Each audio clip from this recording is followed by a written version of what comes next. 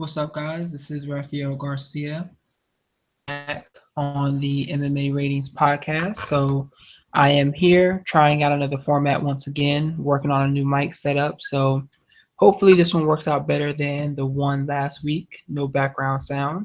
Let's see how this goes. So start off with letting you know who I am. Again, my name is Rafael Garcia.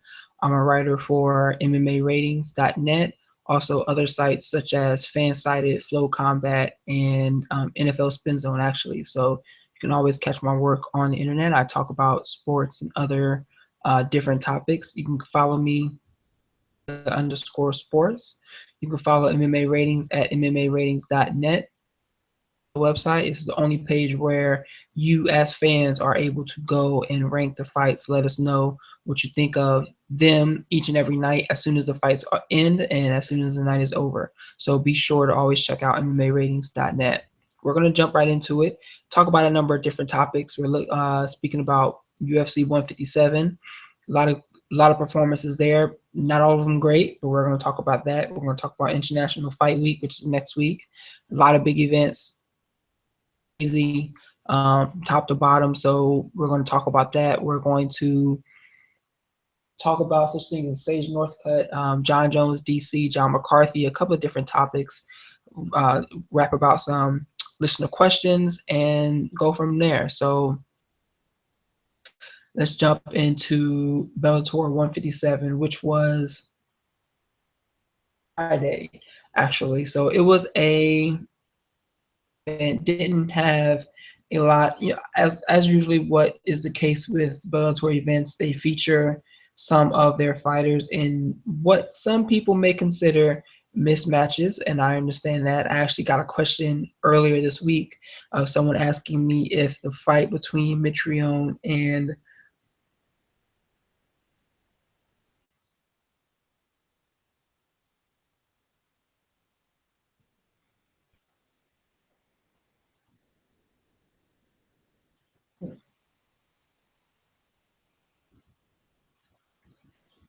someone asked me if the fight that Mitrione had, I can't pronounce his opponent's name, I'm not even going to try, if that fight was fixed or not. And of course, because I don't believe the fight was actually fixed, but this definitely was one of those fights where an opponent was put in for Mitrione with the purpose of him getting knocked out the way he did. Now, he almost shocked the world when he clipped Mitrione and hit him. Like, man, he blasted him with that punch that dropped Mitrione earlier in the fight, so much so that he had no idea that it actually occurred. If you listen back to the post-fight interview, he had no idea that he got dropped. And that's important because if you think about it, Bellator announced his next fight is less than a month away. So here it is, a man who was that not only did he fall, but he definitely didn't have any idea that that actually occurred in the fight. So expect me to believe that this guy will be ready to fight in a month. Now, there are some ways around that when it comes to licensing medicals, and I understand that, but with all the things that are going on right now, especially with Bellator losing Kimbo, and questions starting to swirl about what condition he was in before his last fight, why should Mitrione to step into the cage on such a short notice? I think it's ridiculous.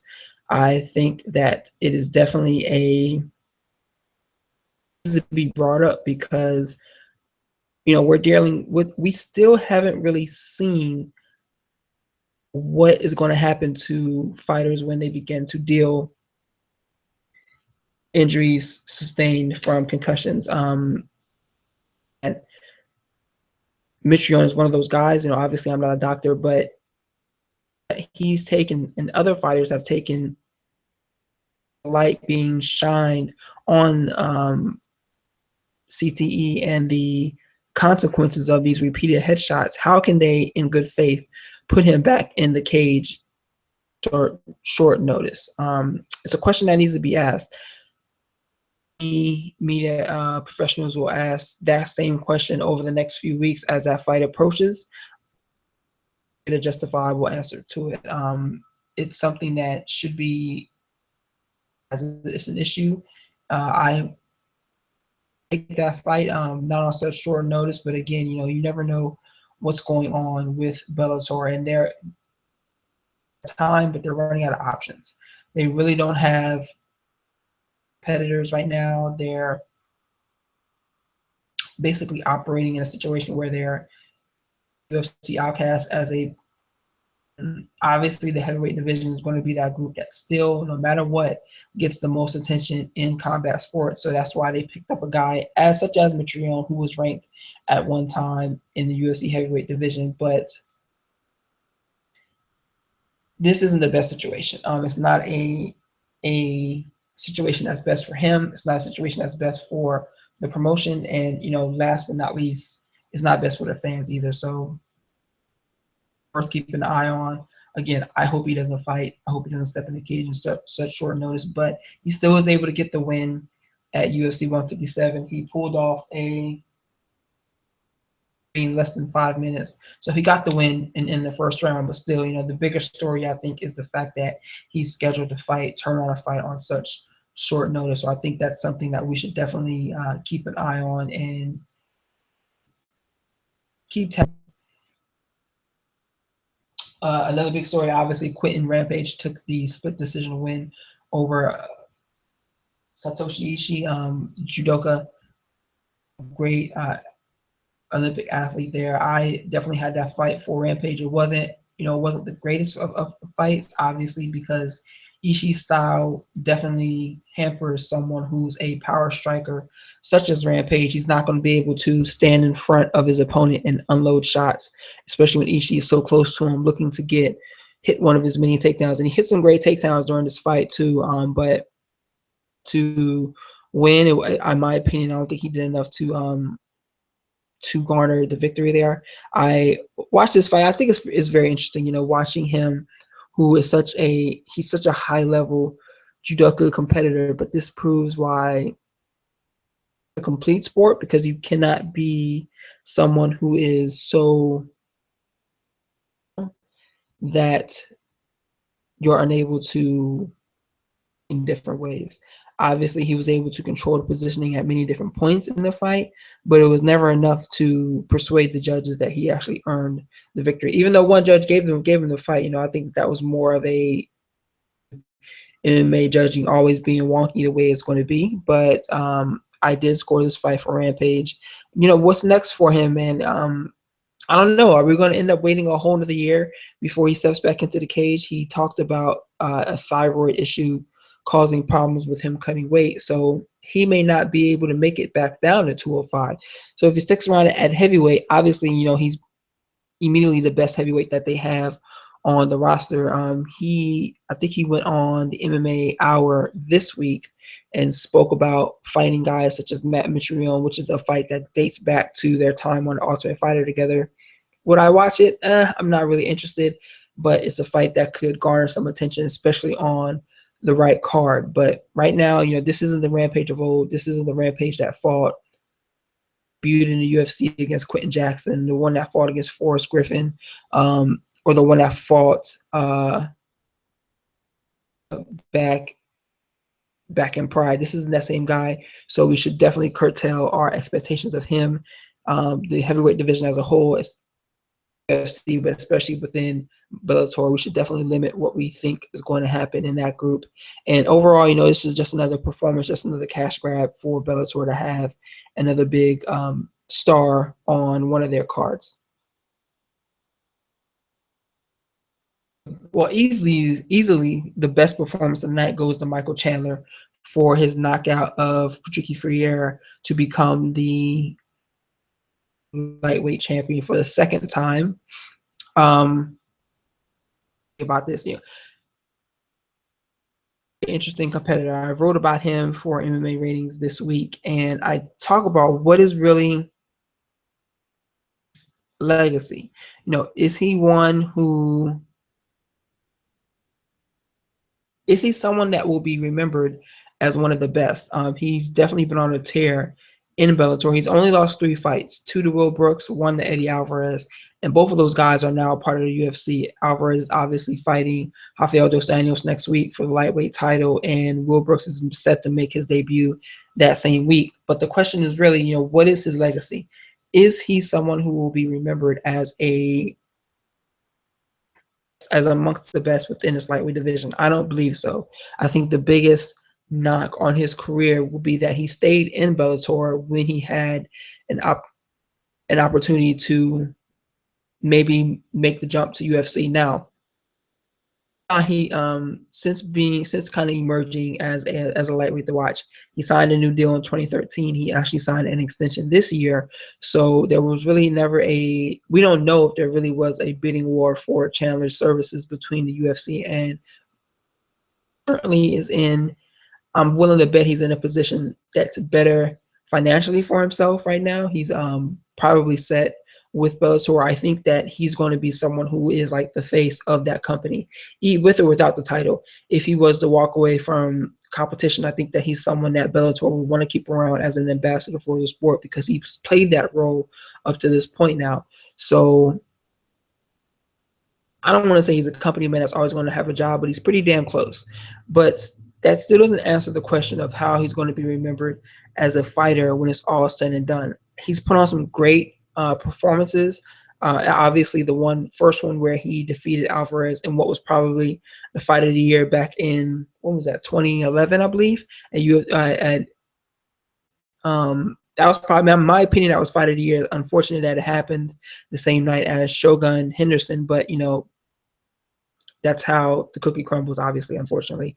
But he's definitely someone who put on that great performance. He had a great performance against Rick Hahn, 2 against David Rickles. So he's had some moments where he's shined and he's looked fantastic. But when the lights have been the brightest on him, he has come up short. And the men that have defeated him, have gone on to bigger and better things. So he's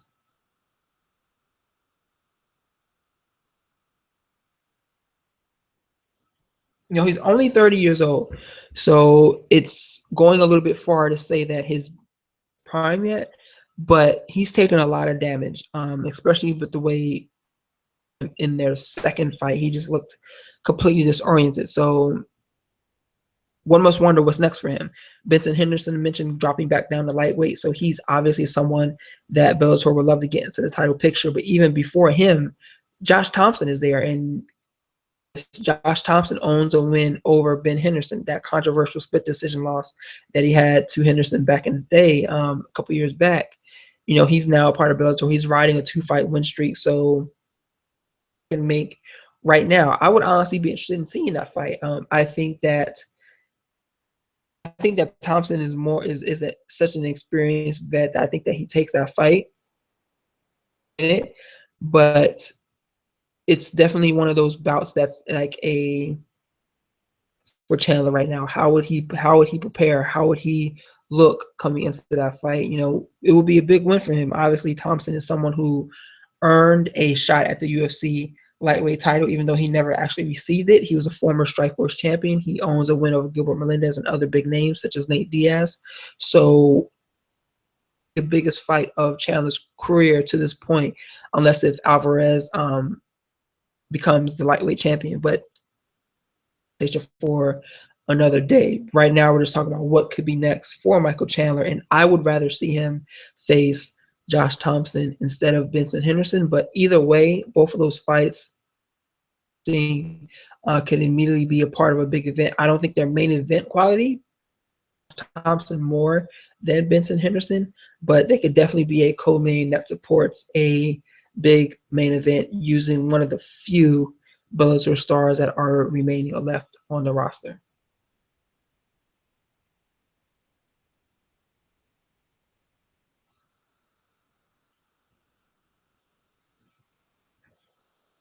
So we're going to move from there to the next conversation to talk about International Fight Week, which is next week. It's a UFC event topped off by 3 huge events.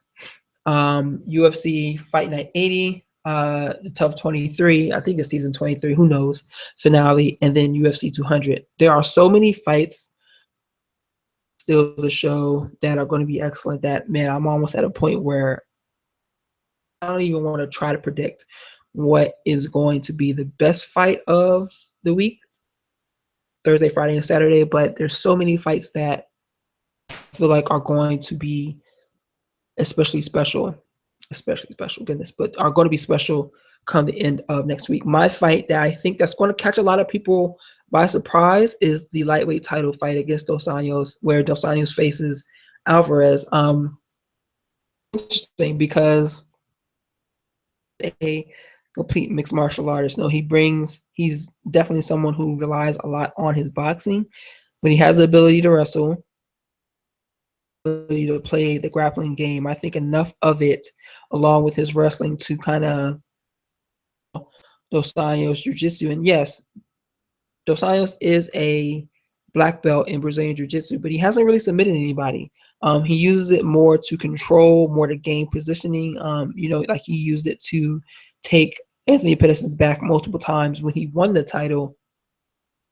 See, if this fight hits the ground, I don't see Alvarez. I see Alvarez being able to play the top game and garner points that way. Many judges aren't going to reward a round to the competitor who's on his back, and Dos Anjos doesn't have the most active guard. So I think that that's a route that Alvarez could win. On the feet, I'm interested in seeing how this fight is going to play out on the feet. Dos Anjos has definitely come along as a steadily improving striker. He's shown he has power. He's shown he has the ability to strategize on how to pick apart his opponent. So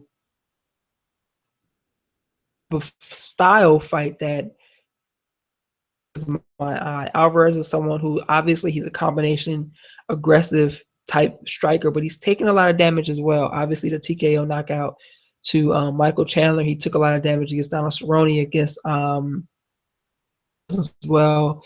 So I wouldn't be too surprised if he's at a point in his career where he is unable to take as much damage as he once was. But Dos Anjos is definitely the guy that can give some out. You saw with the way he pummeled Cerrone, the way he pummeled Anthony Pettis, the way he stopped Vincent Henderson, so he's shown the ability to do so, but he's also shown the propensity to be able to get hit. I don't care what happens. The way he was knocked out by Jeremy Stephens will forever be one of my favorite MMA highlights. The way he almost knocked his head clean off. That's probably the closest we'll see to someone getting their head knocked off via uppercut. Straight obliterated him. So that highlight is always going to be out there. So obviously, Dos Anjos is someone who can get hit, and Alvarez has power. So this is a fight that I think has the ability to steal the whole weekend. It's not being as some of the other fights are, obviously, because it's a stacked weekend. Fight Pass, it's free for subscribers. Everyone else can sign up for $9.99, but it's a fight that if I wasn't already a Fight Pass subscriber, I would stop and sign up for the services just to catch that bout. But it's something that I'm looking forward to, and I think it has the ability to steal the show come next week. This isn't going to end. We have the rematch between Joanna Jędrzejczyk and Claudia Gadelha for the strawweight title, and that fight, when that occurred back in 2014, the first time they fought, that was a hell of a fight. I scored it for Gadelha. I thought she took the split decision, but they gave it to Jędrzejczyk, and it would be interesting to see these two competitors go 5 rounds. So I'm going to lean towards Gadelha again because I think she's a complete fighter. People may not recognize her, she may not be as even as big of a name as the current strawweight champion, but fighter. She has wrestling, she has striking, she has jiu-jitsu, she has all the skills. To see if she can get this fight to the ground, if she cannot get clipped like she did in their first fight. I think that's kind of what gave it to Jędrzejczyk in the judges' eyes when she got dropped, I think in the second round. So if she can weather that storm, now she has shown a propensity to get tired in some of her fights. So with this being a 5-round fight, I don't think she's going to be able to stop Joanna. So I think she's going to need to win this via decision. So worth keeping an eye out on. Will she get tired? And if it's in the 4th and 5th round, would that be enough time for start picking her apart? And will she be able to put up enough of a lead early in the fight to earn a victory? So that's another big fight that I think everybody should be excited about and should keep an eye on. I'm not even going to touch the UFC 200 card yet. I'm just going to talk about fights that are on the Thursday, Friday card for a second. Like let's really take in how great International Fight Week is supposed to be this year.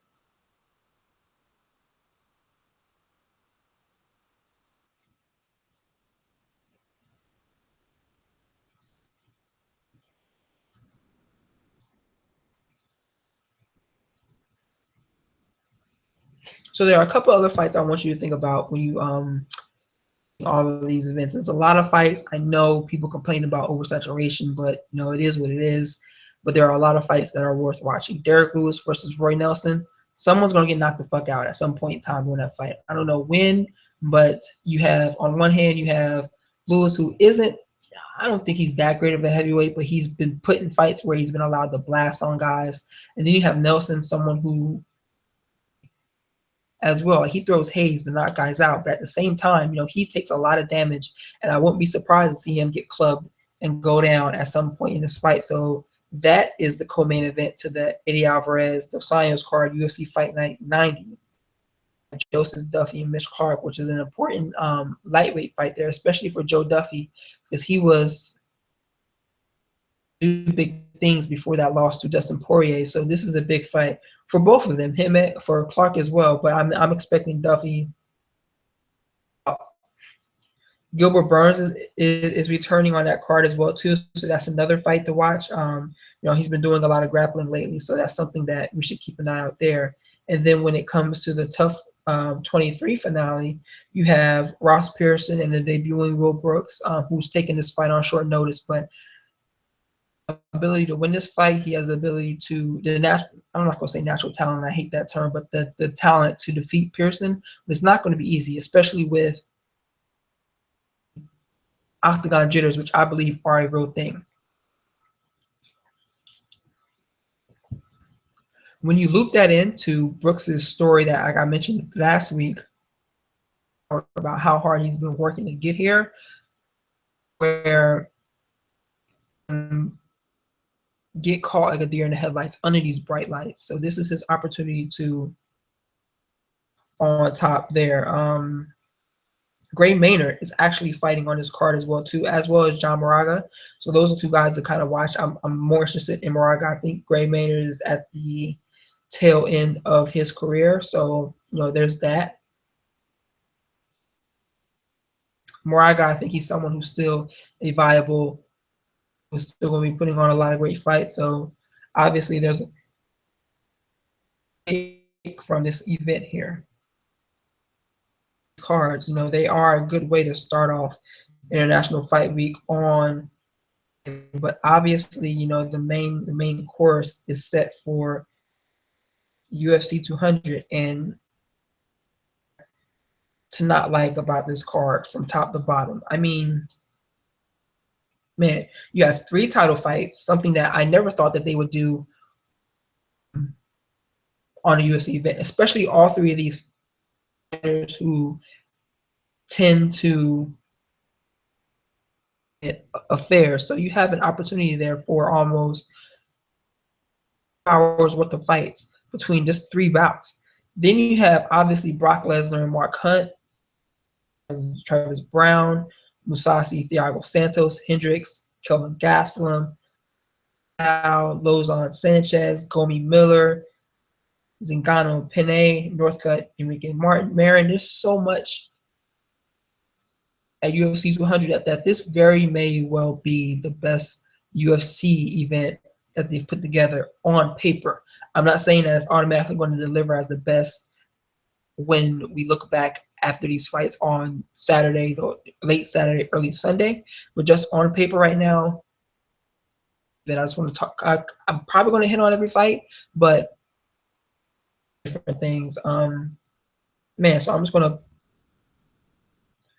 Man, I don't even like. There's so much. I'm not gonna touch the Sage Northcutt fight. I'm gonna talk about him, but 1 second.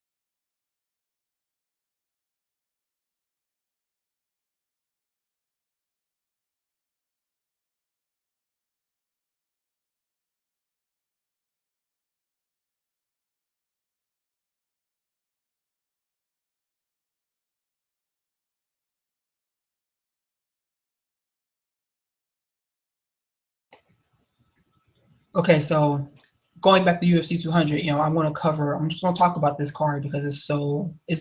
I hate to use the term stacked, sound like Dana White, but it is from top to bottom.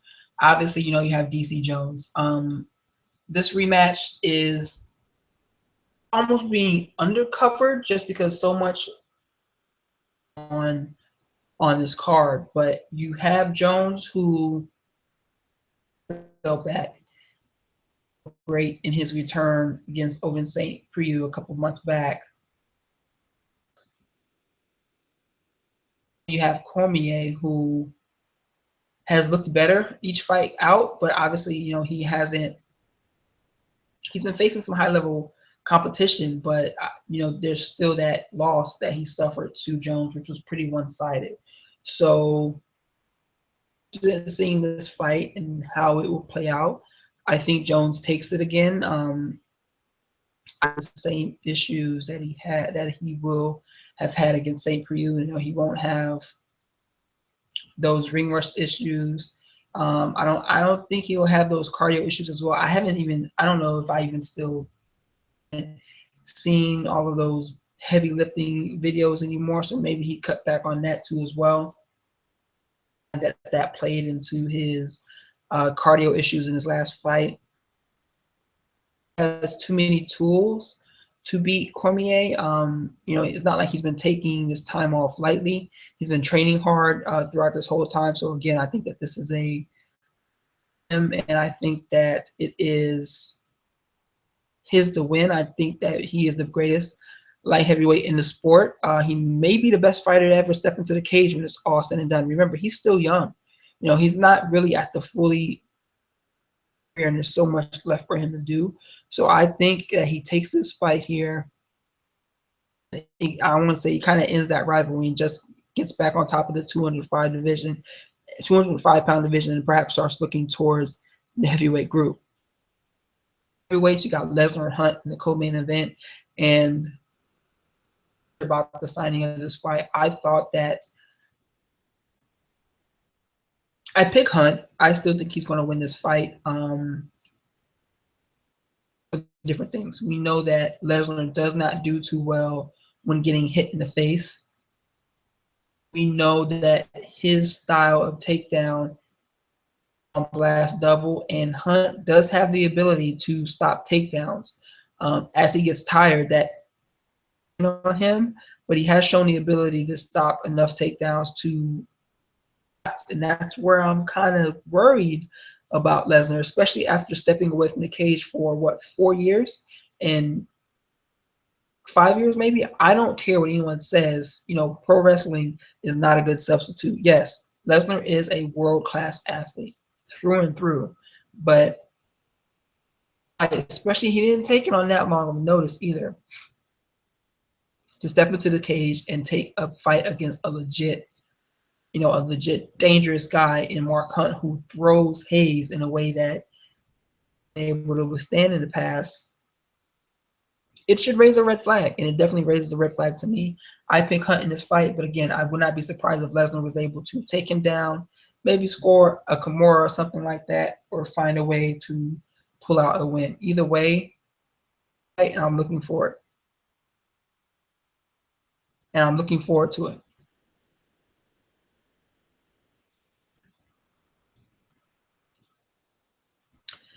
And then we still have two other title fights to talk about. We have Jose Aldo and Frankie Edgar fighting for the flyweight title. And this is the fight I'm probably most excited about. I'm going to pick Edgar in this fight just because I think he's going to have the ability to wear Aldo down. Obviously, he's going to do it more effectively than he did in their first fight. You do not count Jose Aldo out of this fight, but I just think that Edgar's more in tune with what needs to be done this time around. He's looked the last few bouts. He's shown some different wrinkles in his game that I don't think Aldo's shown anything different in his last few fights. I think that this is the best Frankie Edgar we've ever seen in the octagon. I think that this is his time to join, BJ Penn and Randy Couture as the only competitors to hold two titles in two different weight classes. I think it's going to go 5 rounds.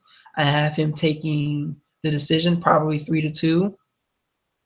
It's going to be a big night. And that brings us to another actually story, or it's another piece I'm working on for MMA ratings, where I'm talking about and Mark Edgar, or excuse me, Team Ricardo and Mark Henry, based out of New Jersey. They have 2 big fights this weekend that people really aren't even talking about. Obviously, Eddie Alvarez fighting for the lightweight title, Edgar fighting for the flyweight title. They have Marlon Moraes fighting, I think, later on this week. They have Edson Barbosa fight. They have Edson Barbosa fighting. One of their female fighters just actually got signed to the UFC, and she's going to be fighting Lauren Murphy. They have so many different moving parts that they need to be recognized as one of the best fight teams in the game today. I'm writing a piece about that, but that's just a little preview about it. Don't sleep on this team from Jersey.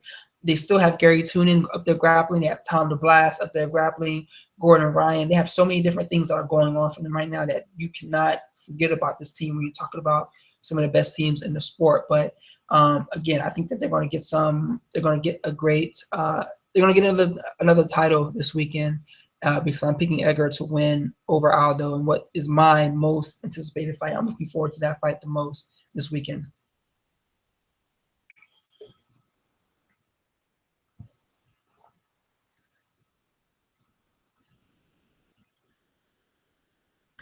And we still have one more title fight. Amanda Nunes and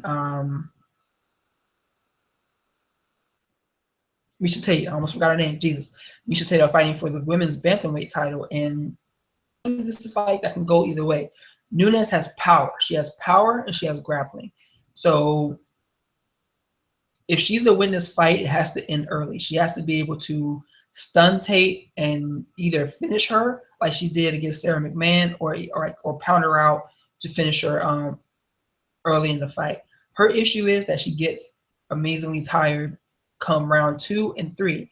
We saw against Kat Zingano how she gassed out in the fight she was winning there. She looked very bad in her last fight against Shevchenko, I believe. Do well in fights that go past the 2nd and 3rd round. So Tate thrives in those areas. Obviously, she won the title in the 5th round. She's been shown to be able to compete 2nd and 3rd. She's always looked good. She's very durable. She wears people down. She strategizes very well. So this is a fight that I believe that she will win, but she needs to be cognizant that Nunes comes with dangerous power early in the fight. So that's something I think we should watch out for. Nunes is talking about working on her cardio, pacing herself better.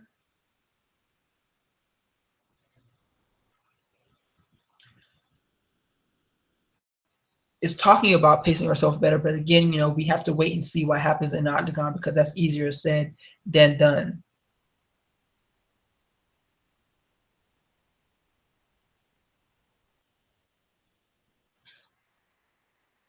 What else do we have on this card? There's so much else. Velasquez. Who is this guy? Is he the Kane that rocked Brock Lesnar, that destroyed Antonio Silva?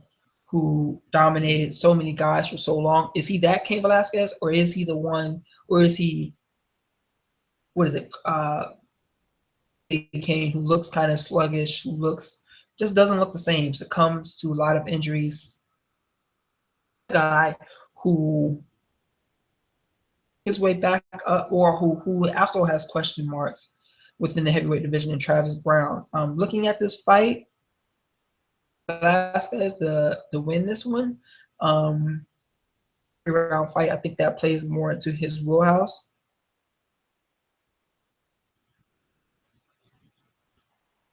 But Brown out of this fight, so I'll pick Velasquez. But this is more of a title picture immediately. But this is a fight that can get him there. Obviously, UFC wants to continue that position, but I'm not sure if that's the right move, especially with his laundry list of injuries that continue to come up. But this is an opportunity for him. I think it's a fight that he can win. And it'll add some longevity to his career. I'm definitely concerned about what he looks like as a fighter and going forward. Gegard Mousasi versus Thiago Santos. I'm looking forward to that fight. I've always been a Mousasi fan. I think he's one of those guys who can do so many different things. I'm using air quotes, the boring tag that's placed on him. He may seem kind of complacent, kind of slow, but he's someone I appreciate watching. I watch his game. I like how he goes about implementing every aspect of the fight game, of the sweet science, because he's probably one of the fighters in the UFC that idea of mixed martial arts being the next level of the sweet science. So I'm looking forward to this fight. I think I'm picking him over Thiago Santos, who's taking it on short notice. But again, Santos is a wrecking machine who's had a lot of success in the past. He's stepping in on short notice. But a lot of people forget about Mousasi being a Dream and Strikeforce champion.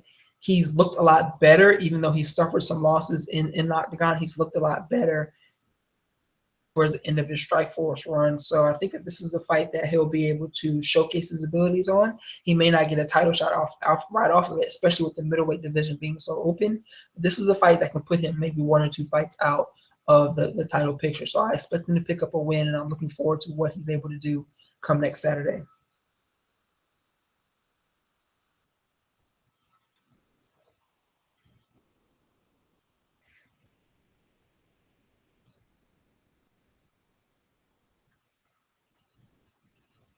Then there's Johnny Hendrix, Kelvin Gastelum. Hendrix is in the same position as Velasquez, especially after getting demolished by Stephen Thompson. It's almost like again, who is this guy? Is he the one who Robbie Lawler twice? Is he that guy, the guy who many believe defeated GSP, or is he the guy who just looked completely out of place against Lawler the second time, or against Thompson when he was knocked out? Is he going to be able to reach that point of welterweight champion again? As with Velasquez, I don't think so. But you never know what's going to happen here. I'm going to. Oh, this is a very tough one to pick. He's younger. He has dealt with less with injuries. The weight cut issue is a problem for both men. See if either one of them have any weight issues coming Friday night, but especially with the UFC's new weight cutting rules in place,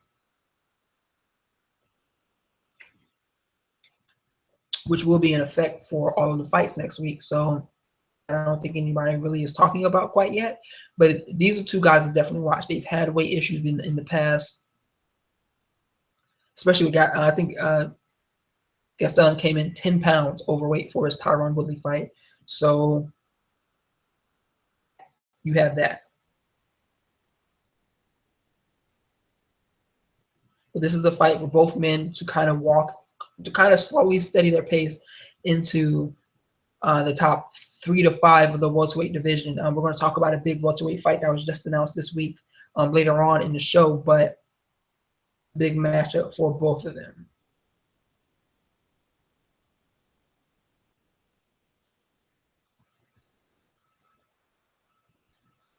What else do I have on this card? TJ Dillashaw versus Rafael Sunsao. Man, I'm a former champion looking to get back to a title contention position. He's fighting against the last man to beat him in a Sunsao who hasn't fought for, I believe, 2 years. Rust there. Dillashaw's been looking great since their last fight. Many people think Dillashaw beat Dominic Cruz. I'm not one of those people, but I think this is Dillashaw's fight to win. The storyline of him and Uriah Faber is getting bigger and bigger every time. I do think that if he's to beat Dillashaw here, I think that they book him against Faber before they book him against Cruz. But this is going to be a testament to him getting back to that position. Sunsao is a big bantamweight, a powerful one who may have got some home cooking in their first fight in Brazil, but this is definitely a fight that I believe Dillashaw should be able to take, especially when you look at how long Sunsao has been away from the cage, and Dillashaw has improved so much since that time. He's looked so much better.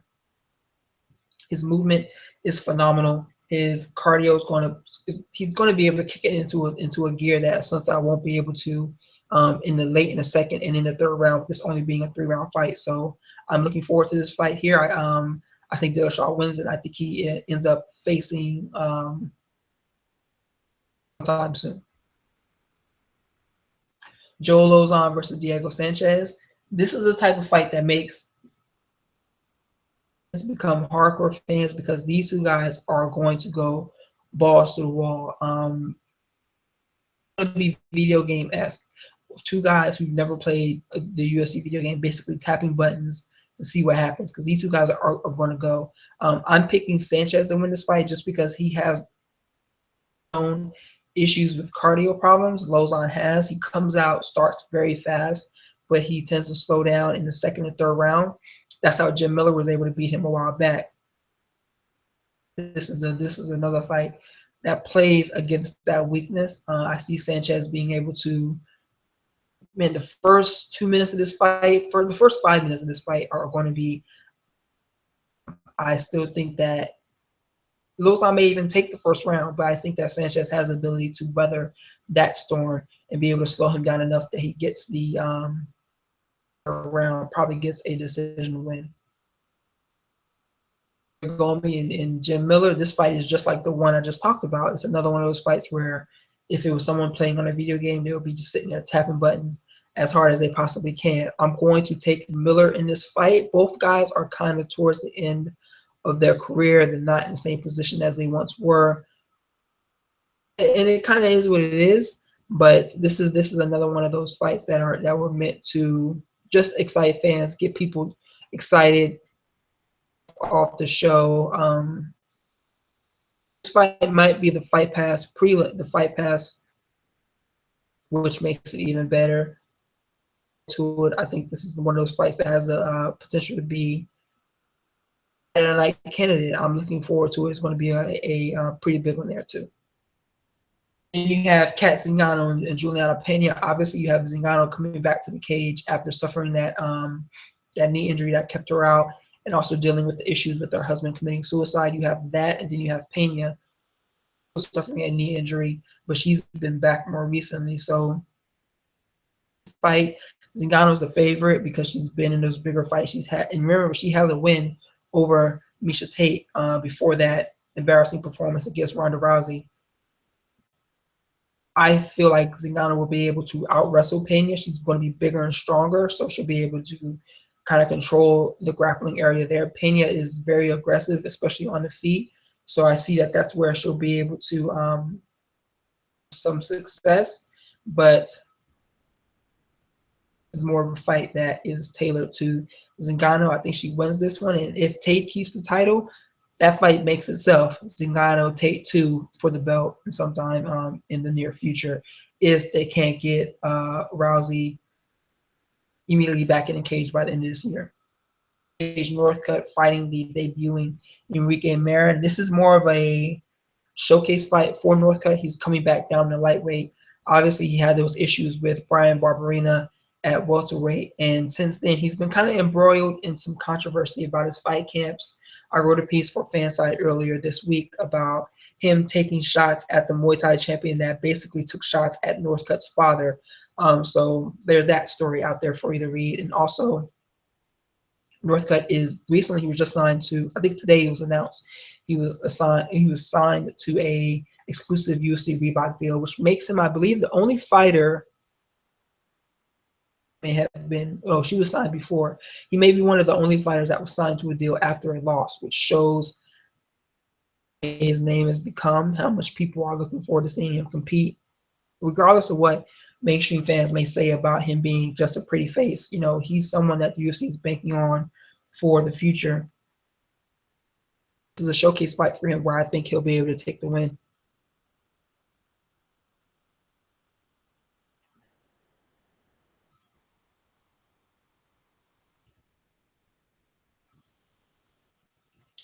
So I'm going to double back. We're going to talk about a few other topics. One other thing that's coming up International Fight Week on top of us is UFC Sale. You know, I talked about the story last week where Jeremy Browder mentioned in his piece on Flow Combat that the announcement for the sale is going to take place during International Fight Week. That has not been confirmed by anybody.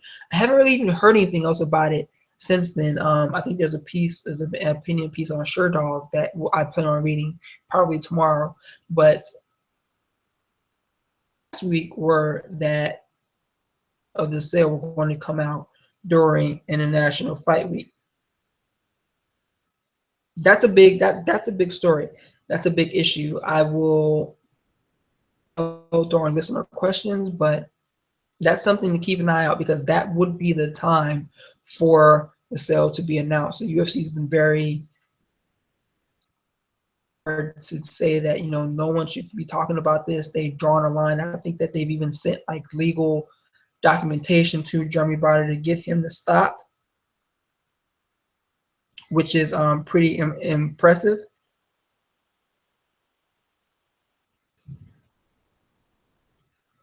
But I haven't heard about the story over this week, especially with the dates of the so-called announcement getting closer. I'm looking forward to seeing if this is a story that actually does come out. So I wanted to make sure I mentioned that because you know, we're getting closer to that time of the so-called announcement of the UFC sale.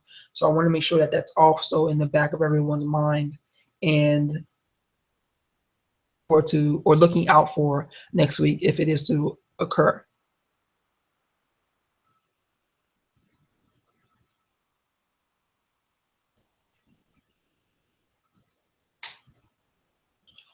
You know, one other news story I'm going to talk about is the tragic passing of Ryan Jimmo in a hit and run accident earlier this week. The two suspects have actually been in relation to the crime, which is good to hear. This has been such a tragic past couple of months. Obviously, you have the one fighter who died due a hit and run. You have Jimmo's death. You have Kimbo Slice. You have Muhammad Ali. You have so many guys passing. So this is definitely a tragic point in time for the sport. It's good to hear that the people who are responsible were caught quickly. Everyone within the sport had great things to say about him because this was such a tragic situation. He last fought for the UFC, I believe, in 2015 before he was released. So definitely want to give a moment of silence to him and prayers up to his family.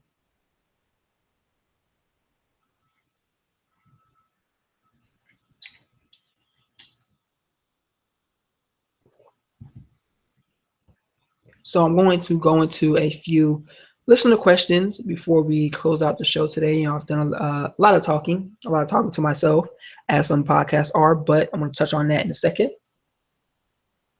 To these questions, the first one is: should fans be concerned about the UFC sale? I hope that respond negatively if the UFC is sold. I wouldn't be surprised if they do, but I hope that they don't, for the simple fact that this opportunity for the promotion, for the sport, and for the fighters that involved, for Dana and Fertitas as well.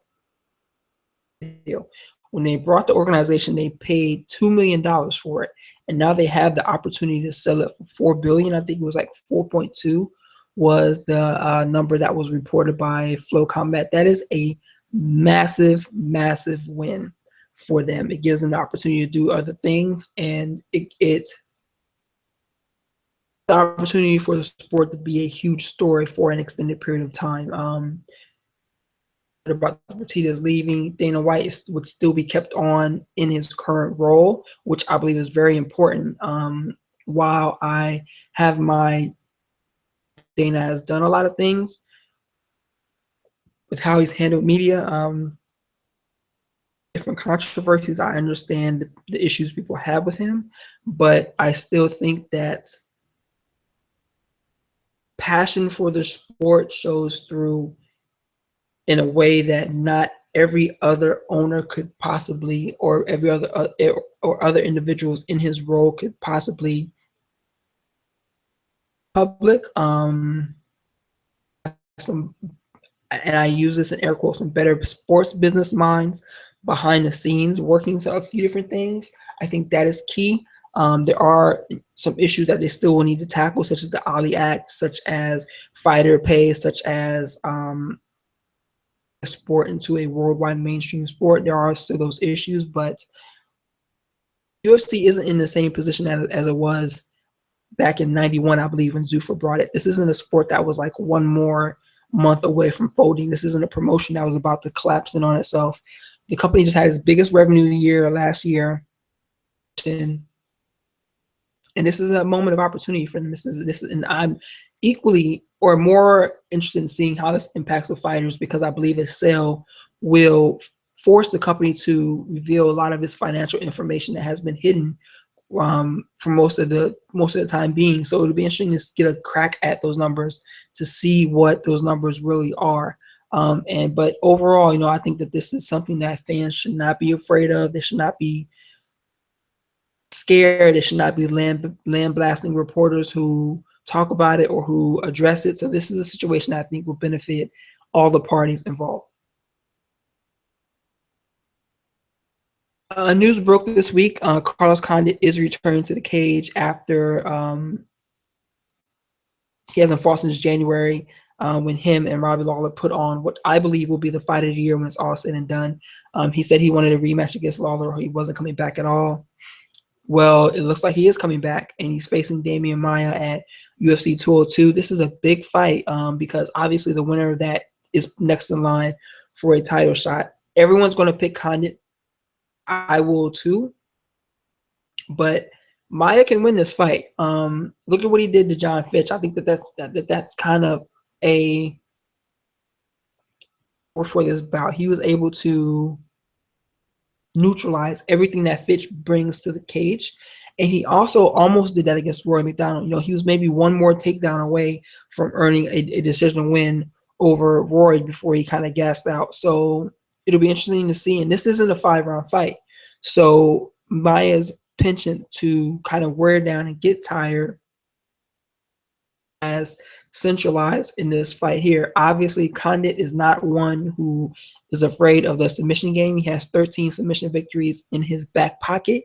He has a very dangerous guard. He has no problem pulling guard or fighting off of his back, working for submissions. He uses his butterfly hooks very well.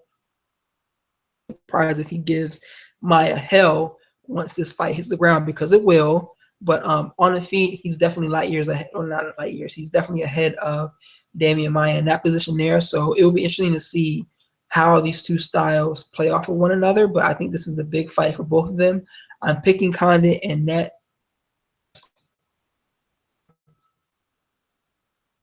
2 rematches. It gives us a potential rematch against Tyron Woodley, a potential rematch against Robbie Lawler, and then there's still Stephen Thompson sitting out there. So I don't think that they will book that fight.